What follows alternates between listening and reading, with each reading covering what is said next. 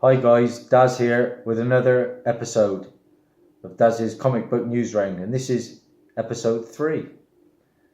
Got a lot to get through, so stay tuned to the very end where I'll be showing you what is the top 10 hottest books of the week. DC Daily, the rebranded new all-thing videocast, is calling Guardians of the Galaxy writer-director James Gunn's attachment to Warner Brothers' Suicide Squad 2 official. Yes, so James Gunn, who was recently fired by Marvel and their Guardians of the Galaxy franchise, has now been signed on to write the Suicide Squad 2 movie. Now, personally, I was a big fan of his work on Guardians of the Galaxy, but he was sacked for a reason. So if it is true, and it by all accounts is true with what he's come out with, I don't think he should work again in the industry. But that's my opinion. I'd like to know your opinions, perhaps. Put something down in the comments. Should James Gunn be hired again in the industry? I don't know. You know, he'll probably do a darn good job. That's the thing with Suicide Squad. And he'll probably breathe new life into it, because the first film wasn't great. But it's a bold move by DC Comics. But somebody who did direct, and with great success, Ryan Coogler. Well, he's been signed up to write and direct the sequel to this year's blockbuster Black Panther from Marvel Studios, according to the Hollywood Reporter, and that can only be great news. As you know, Black Panther was probably Marvel's biggest ever film. I think it even eclipsed Avengers: Infinity War, so that's a great move on their part. I was reading where they were on about bringing Michael B. Jordan's character back from the dead. I know nobody stays dead in comic books, but really? Now, Sabrina, the Witch, trailers have been dropping for that, and included in that is a little clip of Salem, who is Sabrina's cat, I believe, and he reveals his secret and his voice. So yeah, in the chilling adventures of Sabrina, look out for that. A TV show that I'm very excited for. The Mandalorian. Yeah, that's coming. A live-action Star Wars TV show, finally.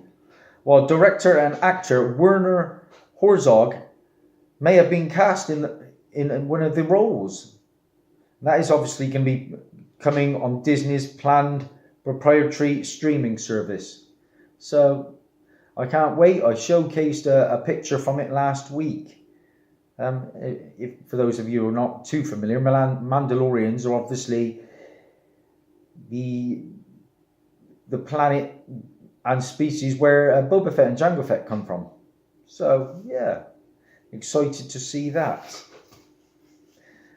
Now, I recently picked up probably the best book of my collection, which was Tales of Suspense number 52, which was the first appearance of Black Widow. Well, Scarlett Johansson will reportedly earn $15 million for reprising her role as Natasha Romanoff in the upcoming Black Widow movie. So that is still happening, guys, according to the Hollywood Reporter. Although Marvel Studios disputes the figure, this would put her on the same pay bracket as Chris Evans and Chris Hemsworth, who reportedly earned $15 million for Civil War and Ragnarok. Scarlett Johansson will be, if the film is made, that will be her 8th outing as Black Widow. And I reported recently that I do believe that early rumours that I've been reading about, there's a comic book, Inhumans 5, which shows the second appearance, the second incarnation of Black Widow. So another version of Black Widow. Now I believe that character may be appearing in the Black Widow movie, so look out for that. Inhumans 5 from the recent series. Now Disney's buyout of 20th Century Fox could be completed earlier than expected, and the date that they're going to is January the 1st, 2019. So that is exciting. That has been reported by Variety.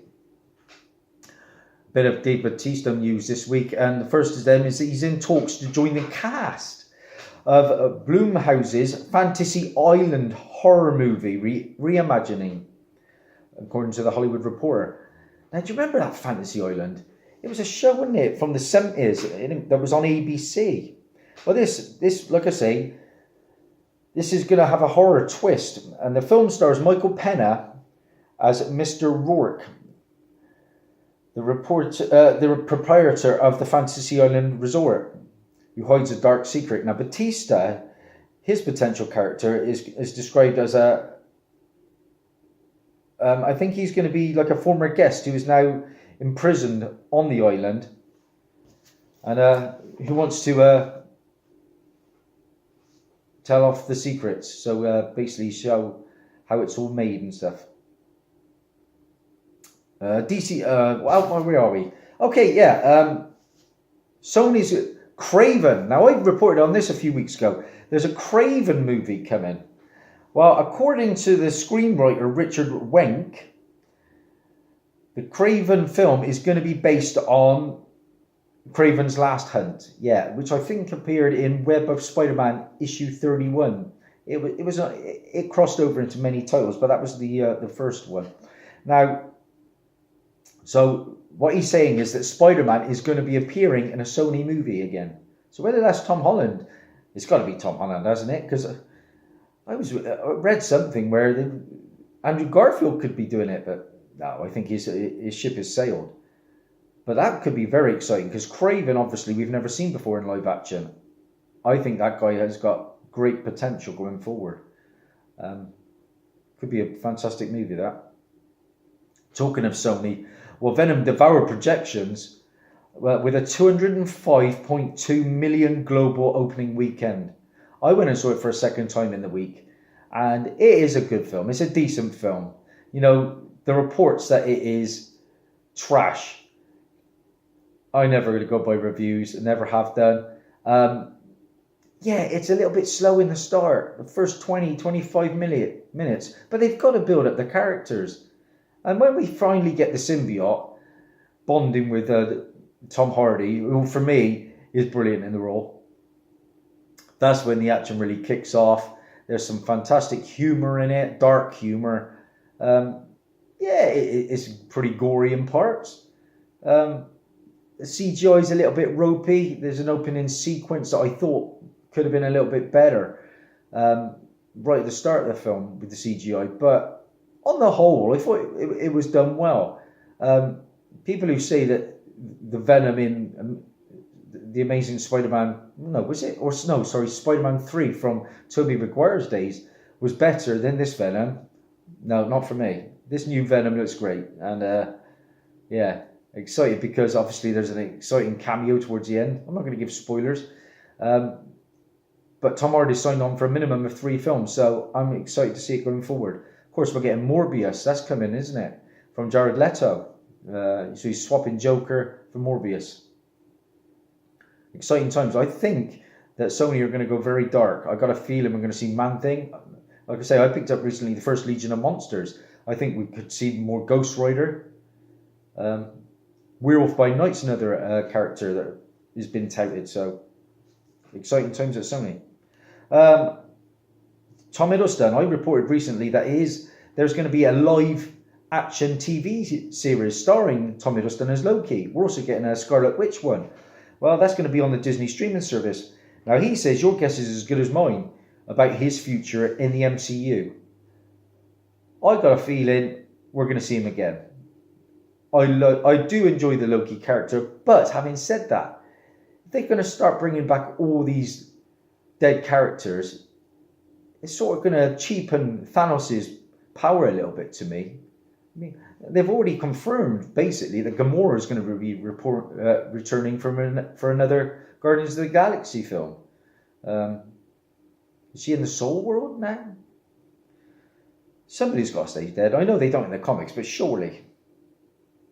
Well, talking of Thanos, Thanos' creator, Jim Starlin, originally wanted an actor with a deep voice to play Thanos. He wanted either Arnold Schwarzenegger, nice to meet you, or Idris Elba. That would have been interesting. Idris Elba, obviously,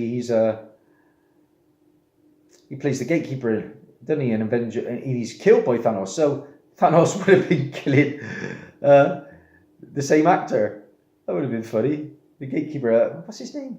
I can't even think of his name. It'll come to me.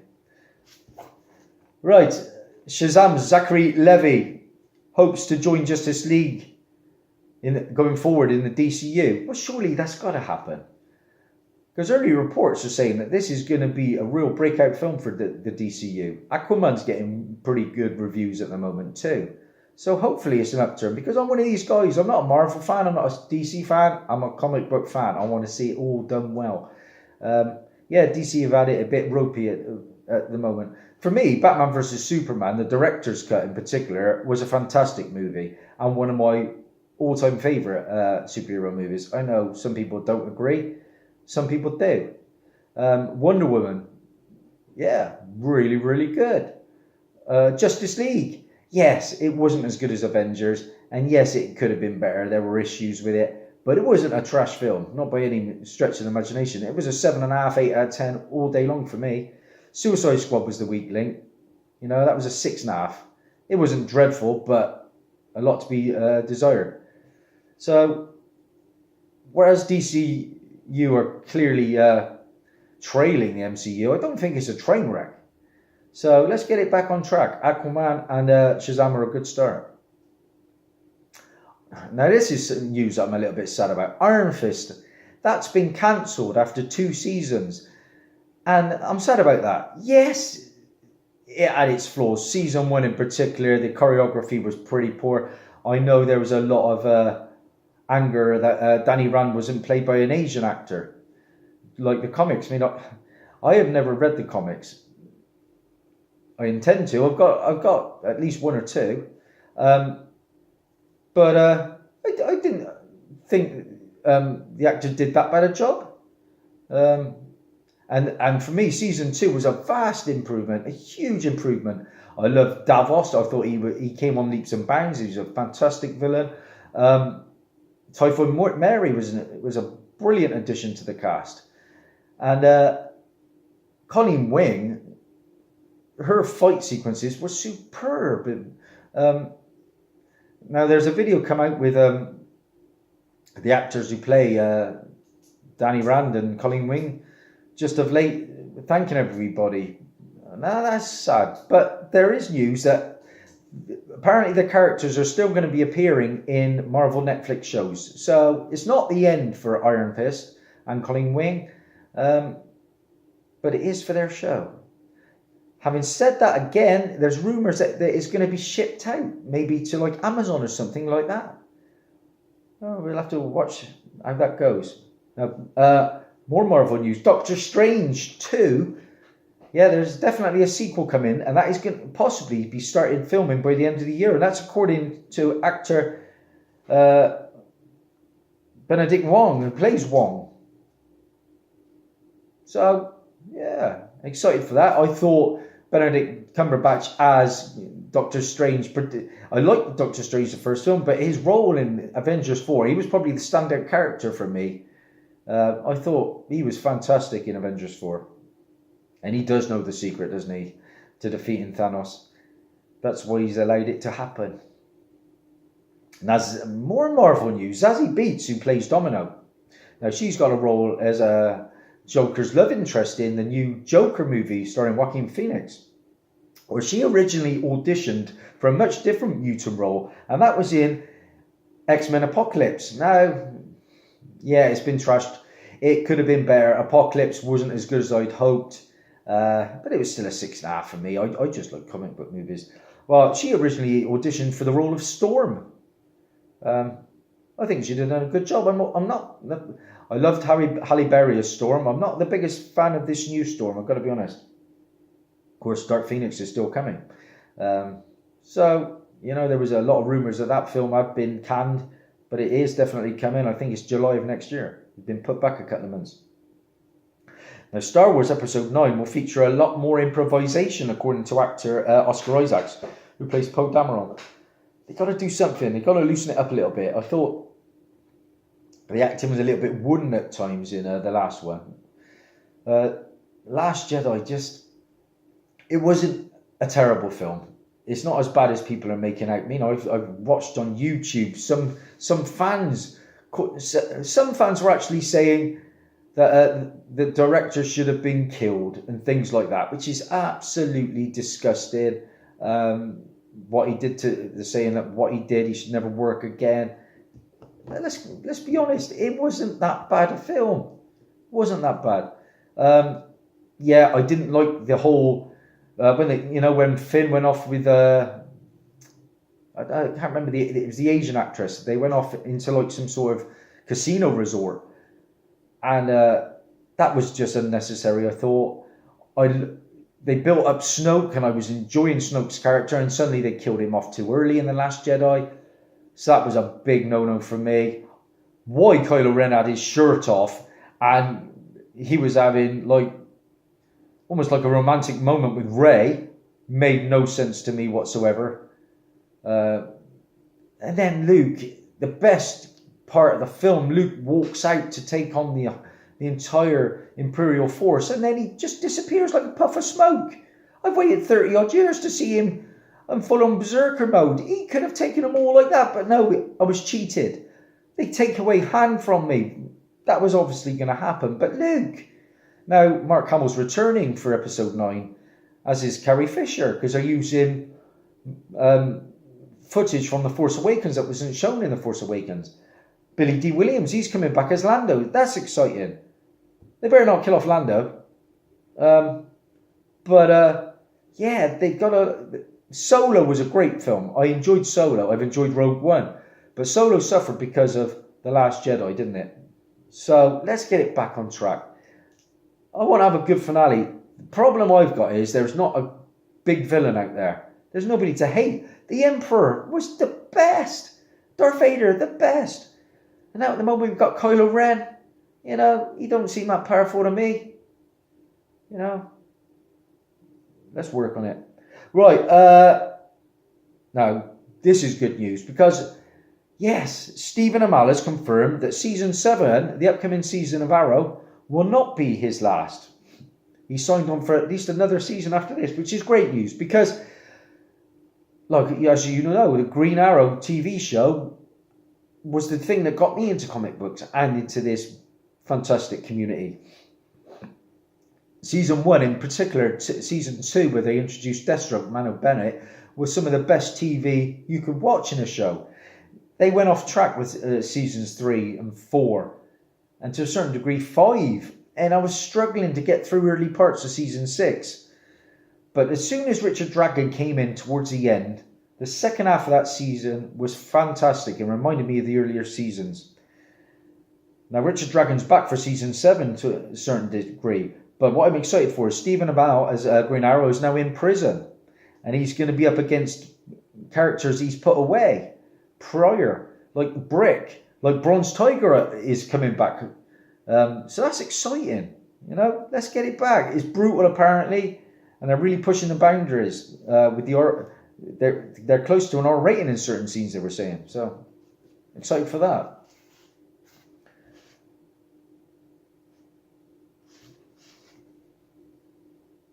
Now, Top Cow and Skybound's The Darkness, Nailbiter, Think Tank and Thief of Thieves, I've reported in a hot comic book alert. They're in development, as we know, for TV. That's like an Image Comics property, Top Cow.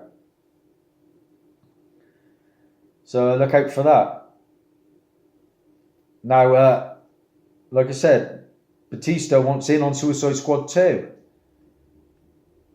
Now James Gunn's on board. Of course he does. He's really putting himself out there, Batista, at the moment, and he is an actor. He just made a film that I very nearly bought in the week, Escape Plan 2, with my hero, Sylvester Stallone. So look out for that. That's talking of Sylvester Stallone, bit off track from the comic books, but he's currently filming Rambo 5. Hallelujah. I cannot believe it. He's back for more. And by all accounts, he is a cowboy now. he's out on a ranch, and he's calmed down in life. And then a friend of his daughter of one of his friends gets kidnapped by a Mexican drug cartel, and he goes full on berserker mode and takes them all down. Well, the film's called Last Blood, so I'm dreading the fact that they could be killing off Rambo. But in the meantime, I've got Rocky coming next month. Of course, we've got Creed 2, fantastic. I have avoided all trailers. Cannot wait to see Dolph Lundgren back as Drago. That is going to be a highlight. I am buzzing about that film. So yeah, that's basically what I've got. A lot of good stuff coming down the pipeline. A couple of little comic book segments. Oh, one more thing. Ruby Rose. Now, her first pictures have her in costume. Now, she, of course, is going to be Batwoman in the upcoming CW TV shows. There is a Batwoman TV show coming. This is her image. Now, this is a good one. I think she looks pretty epic. Look at that. That's Ruby Rose as Batwoman. Exciting. Now, Ruby Rose, she literally cancelled her Instagram and Twitter accounts because she was getting so much hatred. Because they were saying she's not gay enough because Batwoman apparently is bisexual. But Ruby Rose has been gay since her teens. So how can you get much gayer than that? I don't understand it. I saw the actress in Meg recently, and she was fantastic. Give the girl a chance. Good actress by all accounts. I'm excited for the show. Now, a little bit of comic book news. The Guardians of the Galaxy, well, that's coming. Issue 1 is coming in January the 23rd from Donny Cates and Jeff Shaw. Well, they've been teasing the members of the new Guardians team.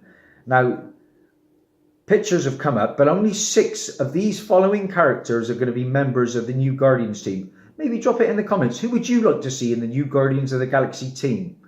Now, the people that they're going to choose from is Silver Surfer, Groot, Star-Lord, Adam Warlock, Darkhawk. Oh, yeah. Gladiator. Phyla-Vell. Don't know that character. Nova. Moondragon. Beta Ray Bill. Now, 6 of those characters are going to make up the team. Obviously, there's no Drax, Rocket Raccoon, Groot, Gamora. They're not in the Guardians of the Galaxy team going forward. We've just got Star-Lord. So the team I would like to see, probably from that lineup, I want to see Moondragon. Why? I've got the first appearance of Moondragon in Iron Man 54. So that book could really take a bump up in price with that. Darkhawk, I picked that up recently. Yeah, he's a bit of a novelty character. I want to see Darkhawk. So I'm going with Moondragon, I'd like to say. Darkhawk. Groot is involved in that, yeah. So stick with Groot. Stick with Star-Lord. That's 4. I want to see Beta Ray Bill. That's 5. And out of the remainders, I reckon I'm going to go with Silver Surfer. That would be my 6. Silver Surfer, Groot, Star-Lord, Darkhawk, Moondragon, and Beta Ray Bill. Let me know who you would like to see in the upcoming team. Final little bit of news. Now, writer Chuck Wendig says he has been fired from Marvel Comics and removed from multiple Star Wars projects. Now, he was currently writing, I believe, Star Wars Shadows of Vader. Now, he's been fired because of tweets he made against people who were basically slamming him for his work on the Star Wars novel Aftermath. So, he's obviously responded very aggressively, and he has been fired because of it. So I've not read any of this Star Wars Shadow of Vader. If you have, let me know. Was it a good read? Okay, I'm going to finish up with this because this is interesting. There's a new website called coverprice.com, and this gives you a list of the top 10 selling books of the week. Each week I'm going to try and give you this, guys, because this is good news. In at number 10, we have Heroes in Crisis, Francisco Martina's silver foil exclusive. And that's that book there. number 10. Now, the average raw cover for that book was going at $37.25. Okay, so $37.25. The average graded book was $178. I haven't got that one, but I have got number 9, and I reported this on a hot comic book alert recently. Dark Avengers 1. That's the book, guys. Yes, I got that one. Happy about that. Well, the average raw book now in that is going for $25.63. The average graded copy is $101. Delighted to have that one. Have I got number 8? I have got number 8. And it is that stunning Boba Fett cover that came out recently. That's Dr. Alpha, issue 24. It's the Reese Galactic Icons variant. And average raw sales of that book now are $10.56. There are no graded copies available at the moment. Have I got number 7? Oh yeah, I got number 7. It's Justice League, issue 8, but it's the colour one. You know I've got the black and white one too, the Jim Lee sketch. This is the colour one. Now, average raw sales of Justice League 8 are going for $7.31. There's no graded copies at the moment. Have I got number 6? I have got number 6. It is that stunning Deathstroke Matina, issue 36. Average raw sales, $12.32 already for a book that came out, what, a week or two ago? The average graded copy is $118 already for the Matina 36. That's insane. Have I got number 5? No, I haven't got number 5. Some of you guys might, because it was a New York Comic Con J. Scott Campbell variant, Return of the Wolverine, issue number 1. Average raw sales are already $88. There aren't any graded books. This next one sickens me because I put this back on the shelf. Batman Damned. This is the Jim Lee variant in at number 4. And the average raw book of this cover here is going for $57. Average graded copy is $210. Up next is a book I missed out on. Gutted about this. It is that stunning Wonder Woman and Justice League Dark Witching Hour Riccardo Federici variant. That's the book we're on about, guys. That's in at number 3. Average raw books, $7.95. The average graded, 9.8, $60 at the moment. So you're not making a lot, which you've graded that.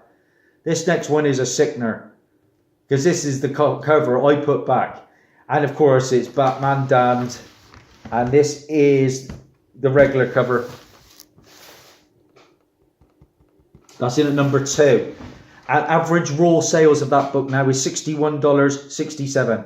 I am thinking about buying one currently online for £49.99.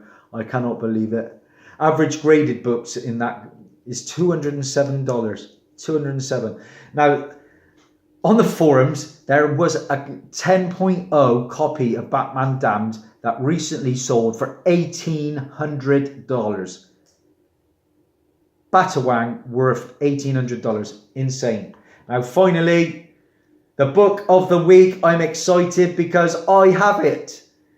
And I actually picked up my friend Lewis' copy as well. And this is that Deadpool 5.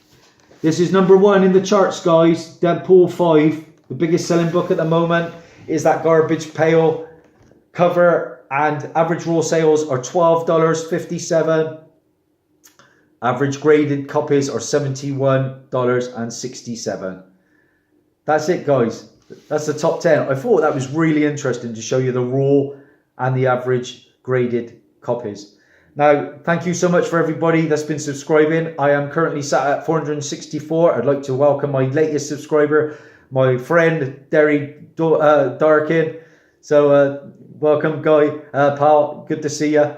Thanks to everybody. I'll be back with comic book alerts Stay tuned, guys. See you soon. Bye bye for now.